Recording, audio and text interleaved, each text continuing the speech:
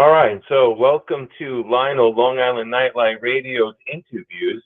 I've got a special guest with me tonight. It's Jim from the PoZers out in Texas. The PoZers are a band that I've been playing on LINL Radio pretty much, over the last few months. They were good enough to trust in LINL with their music early on in the history of the radio station.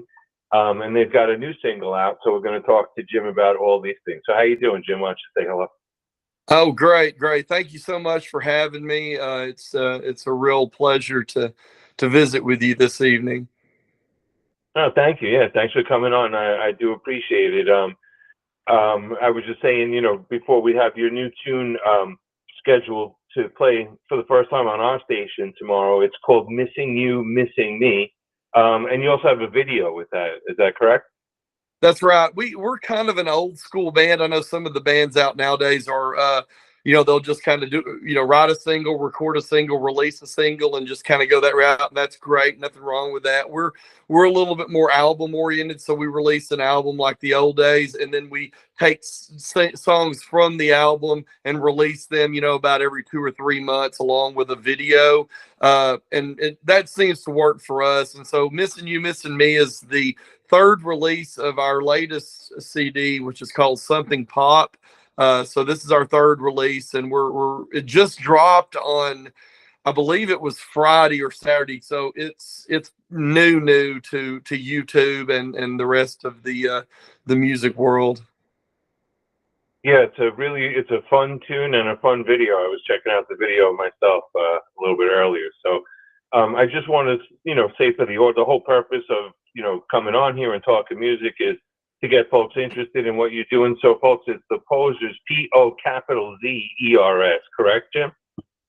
Yes, it's the PoZers. It's the Z that separates us from the other posers, I guess. So we've over the years we started capitalizing that Z, because just making sure they have the right band when people are searching. Because there's a few other bands out there that have variations on the name, but we're the only one with our spelling. Yeah, and for folks, listening or watching this interview, you can find the PoZers, pretty much anywhere. They're on all the streaming platforms. They're on YouTube, Bandcamp, I believe, as well. Is that correct? Or that's right. Yeah, we're on all of the streaming, all of the major and minor streaming platforms, and we are on Bandcamp. At this point, unfortunately, we will have this done. It's just been kind of a lack of initiating this, I guess. But the whole album is not on Bandcamp right now, but we're just a few songs from it, but it's on the other ones, including YouTube has the the audio versions as well. So the whole album, in fact, all of our albums are on there. If people want to add them to their playlist, or go and just listen to music there. But yeah, we are on Bandcamp. We're going to try to get the rest of the album up as soon as possible. All right, cool, awesome. Before we get into like some specific things, I want to ask about your music. Can you tell a little bit about how long you guys been together, how you got together, where where the impetus, where the urge to put this band together came from? Yeah, it's a long, kind of a long story. The band, believe it or not, we're celebrating our 30th year. We got together in our early 20s Wow. in Texas. I put the band together because I wanted to put an original rock band together. I was basically I'd played in a bunch of various bands, cover bands, original bands, but I wanted to put a band together to showcase my original material that I was writing, and I had a lot of material, and so the band has evolved a lot over the years. We've had a lot of, I'm the only original member left, but once again, the band was kind of put together based around my original. So we've had people come and go. Like, it's hard to keep bands together, but we've had a long run. This is our 8th album. Something Pop is our latest album, and so been a good experience and a long and winding road. The current group that we have playing with us just are some of the best musicians and people that I've ever played with. So we've got a good group and a good chemistry right now. Cool. Speaking of the the skill of the group. I noticed that when I listen to your music, there's a lot of very pretty vocal harmonies going on. And I'm just curious, like, if you have anything to say about that, how you develop that or where you get inspired to do that, that kind of thing vocally. Yeah, it's we're definitely influenced by bands of that nature. I was born after the Beatles broke up, but the Beatles were growing up were one of my favorite bands. I kind of got into them on my own, because they were, not part of my generation's popular music. So I learned to listen to music in my bedroom off of old vinyl, whether it was Beatles or Beach Boys or whatever, and just appreciate the songs as they were, not necessarily as something that was directed right at my age group. Now, also at the same time, I was growing up listening to rock, hard rock bands like Kiss, Van Halen, The Clash, the Cars. Cheap Trick was a big influence. Boston, all of those bands were anything that had melody and good musicianship. That was what I was into. So I think the PoZers are a little bit of an offshoot, some kind of a conglomeration of all of our influences. We have some crunchy guitars, but we also have some a lot of harmonies and vocal melodies. Yeah, no, it's something that I noticed. And now, do you like? I'm just wondering how the instrumentation works throughout the band. Like, is there one singer, or do multiple guys in the band sing, or how do you guys handle that? Yeah, that's a great question. I'm a multi-instrumentalist, and I grew up playing. Started playing drums when I was real young. My parents got me a drum set when I was 3 years old, so I started out on drums. By the time I got to be about age 12, I'd started playing guitar, and then I started playing piano and writing songs when I was about 13. And so growing up, I had a 4-track, and I could record all the parts in a band. So I got used to doing that as a songwriter, just a way to demo my songs as I was writing them. But then, of course, playing live with bands, you're playing with other people. So I've done it both ways, where we've gone into the studio kind of as a group and laid our stuff down. But most of the things that we do now, what you hear on the albums, a lot of it is, me playing most of the instruments and doing most of the vocals.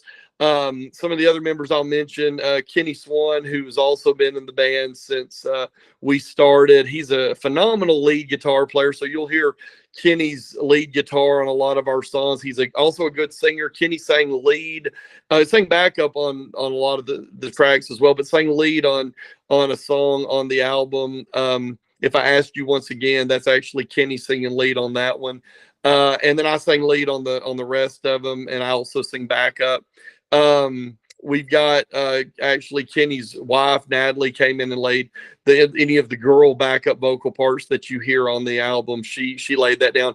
Other members of the PoZers, Kirk Harper, who plays drums for us live. He's a great singer, has his own band, the Kirk Harper band, that he plays in when he's not playing with us, and vice versa. Or I should say, he plays with us when he's not playing with his own band. But he sang backup on the album and did some vocals. Stacy Shue is a bass player, plays live. I've known Stacy since I was a kid. He was kind of the rock star in our town. He's a couple of years older than me. So when I was in junior high, I looked up to him in bands that he was in, and we were fortunate enough to play later. So if we play live, odds are you'll see Stacy playing bass, Kirk's playing drums.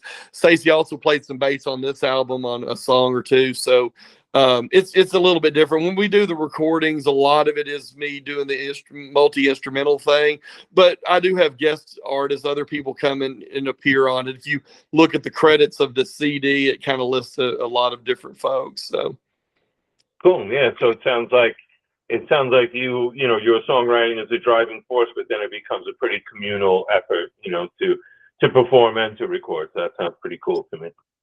Absolutely. I think that's the thing. I always looked at the band as two different bands. It's like the band in the studio and then the band live. And I'll go back to the Beach Boys on that, where, you know, the Beach Boys, a lot of their musicianship, when you listen to the albums, it was the Wrecking Crew playing all of the music. I mean, they didn't play, they did the vocals, but they weren't really playing a lot of the instruments. But then when you go see them live, it's them playing live. So there's a little bit of that. I think I would love to be more of a traditional band, but I think to do that, it just requires a lot of time to, because since I play all the instruments and I wrote the songs, I kind of know what parts work together, so I can just lay them down quickly.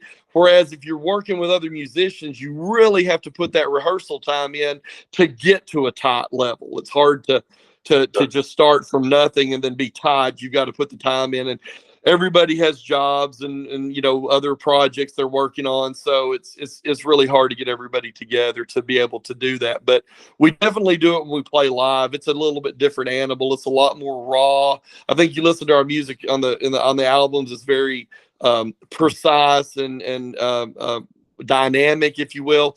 But you see us live, there's a little bit more of a punk edge to us. You know, we've always had a little bit of that raw appeal, I guess. Cool. Now the current single you guys are promoting is "Missing You, Missing Me," but you know, prior to that, you guys had submitted, and I've been happy to play "Save a Kiss for Me," and it seems to me like that's been like a pretty successful song for you guys, because I see it around a lot on social media, played on other stations. I don't get jealous or anything. Of course, you gotta get airplay wherever you can or whatever. But I definitely noticed it around, and I was just wondering if that's the case with that song. It seems like it's pretty successful for you. Yeah, I think that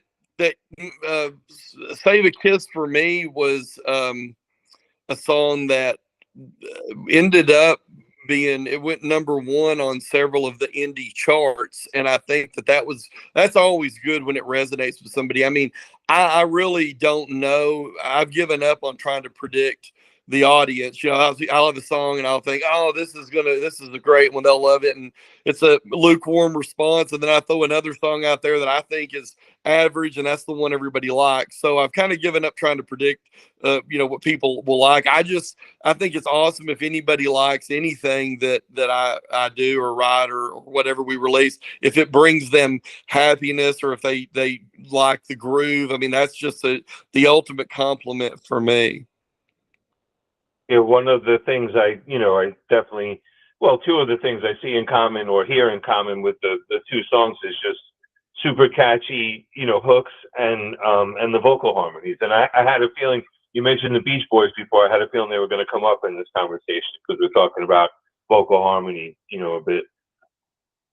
Yeah, there were a lot of groups. I don't know if you're familiar with the band Jellyfish or not, but No, Jellyfish, yeah, they came out in the early '90s, and they're really big in the power pop circles. They only released 2 albums, but they're about my age, maybe a little bit older than me. But I think a lot of us were coming up, merging a lot of different influences together, but obviously being influenced by the Beach Boys or Queen, the Beatles, anybody that had the vocal, catchy melodies and vocal harmonies. I think that's something that always appealed to us.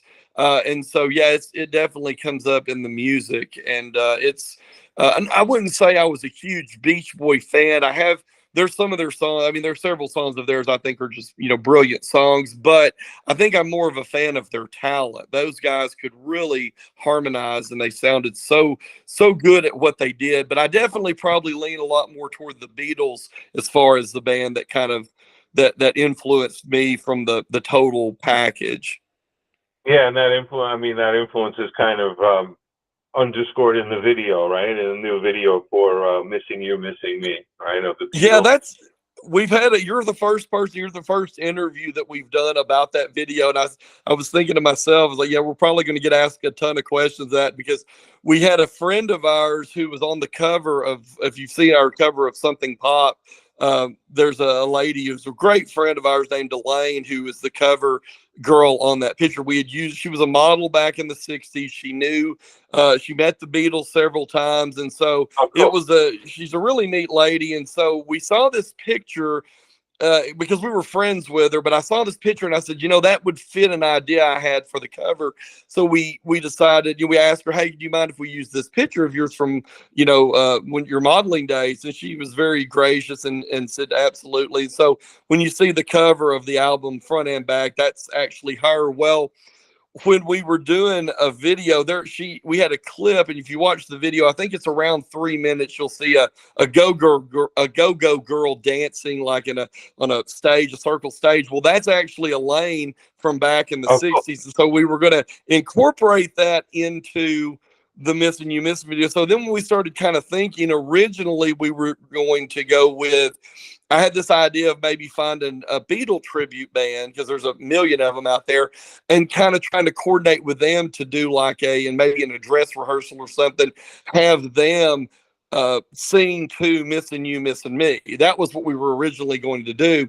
And the logistics of that, we just really couldn't time it, and it was kind of taking long to get released. So what we did was just incorporated various little tribute groups here and there, and try to sync it to the music to get the spirit of the early days of Mercy Beat and Liverpool, the Beatles, and all of that. And so it just kind of ended up becoming not only a tribute to the Beatles in the early 60s vibe. The song is definitely kind of a slice of that vibe, and then also a tribute to the tribute artists, the people that go out and make a living, bringing people happiness, doing the tribute to the bands that we all loved but are no longer around or no longer you can see. Because that to me is just, those guys are the unsung heroes of music, that they're bringing joy and happiness to people.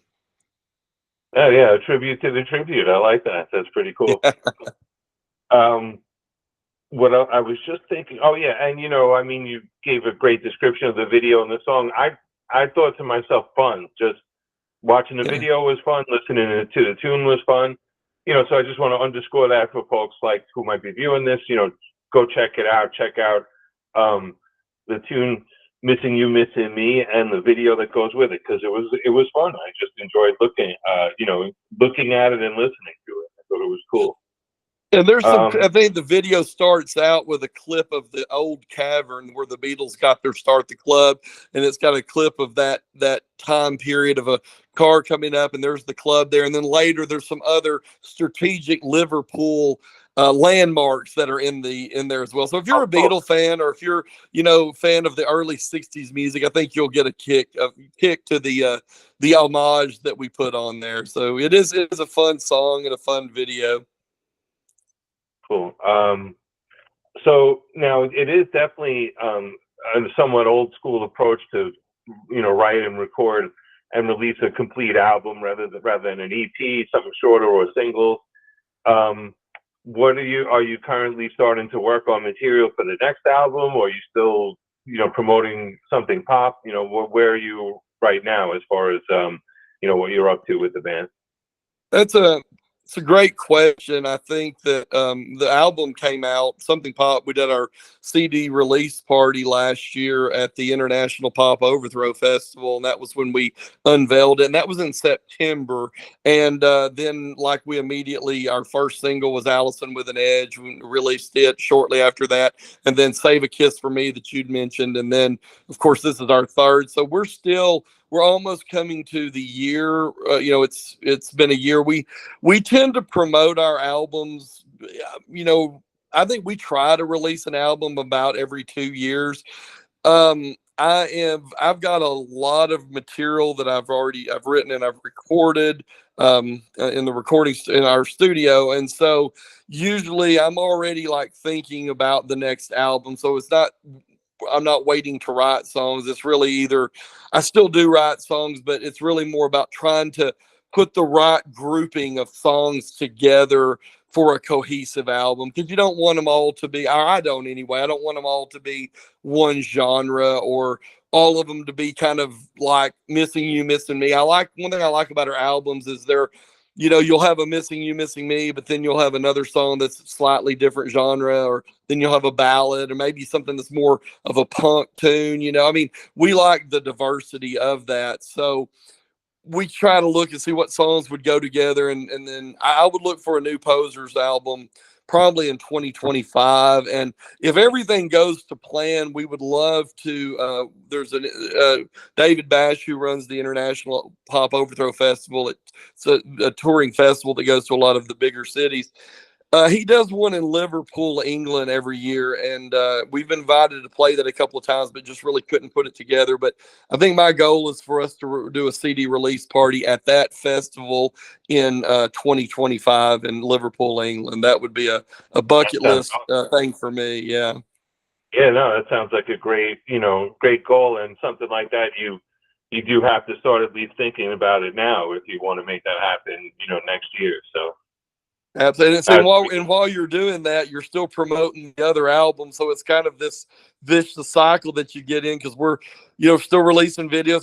There's a few more songs we definitely want to release off this album. And then, but you're also trying to work on a lot goes into making an album, because we still do CDs. When we release an album, we'll still press a physical product. And so to do that, you got to make sure you've got the artwork and all the other the credits, the lyrics, however you want that to go. And that's we don't completely outsource that, but I will usually work with some artist or graphic artist on that part of it to get it to where it looks to our liking.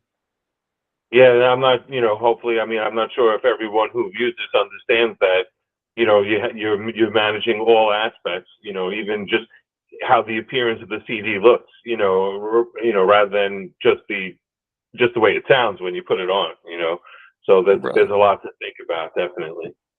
I just thought of something while you were talking about your outlook on an album. It sounds like you view the album in totality as its own piece of music. Like you want to have its ups and downs and the dynamic flow from one genre to the next and all that kind of thing. So I like that album. It's pretty cool. It makes me want to listen to the album in its entirety. I'm kind of a type A personality or OCD about the album, in that I really do get down into probably more details than anybody would ever care to go. But we'll even look at, the song order is a big thing, like trying to spread out maybe your slower songs and trying to look at, well, what does the key, I mean, there's a lot of bands you probably are familiar with. I'm not going to mention any by name, but I mean, you've got some where you feel like you listen to every song and they all kind of sound the same. That maybe the same key, the same vocal register, it's the same tempo. And we really are conscious to try to get away from that. So if we have like three songs that end maybe in the key of A, we don't want to put them back to back to back, because it just sounds like you're listening to the same key. So we get down into the minutia of it and say, okay, this is, well, let's spread out the tempo styles. Let's spread out the genre styles. Let's try to spread the key out a little bit, so it does have each song kind of stands on its own as its own entity without it being blending into everything else.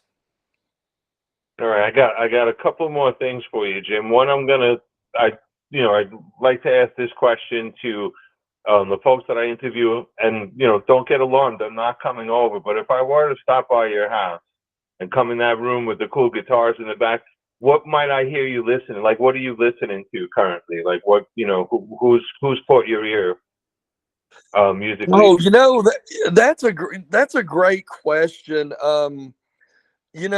The man, I almost I have to split my mind in half on that, because I have so many of those influences that I grew up with that I loved. A lot of the bands now that are out, I mean, of course, the style of music I like right now is not necessarily popular music anymore. Popular music has become, hip hop and maybe some country and pop, things like that. And so there's not really a lot of famous guitar based newer groups, but there's a lot of people in the indie world that I have a lot of respect for. And they're all people that you probably play on your show. And I'll the folks out of Fort Worth, Allen's group, the Spider Pop, people, Lanny and Danny. Those guys are phenomenal. They have great songs, and we're friends. And in fact, I had them. They were in a band called the Penguins in the '70s and early '80s that were kind of a sort of a punk new wave band that was happening. But they jumped up on stage with us and recorded. And when we were doing our release party and did the encore, which was a version of "Love Grows Where My Rosemary Goes," and so that was good. A lot of Orbis. Max, those guys are friends of ours. In fact, they've got great music.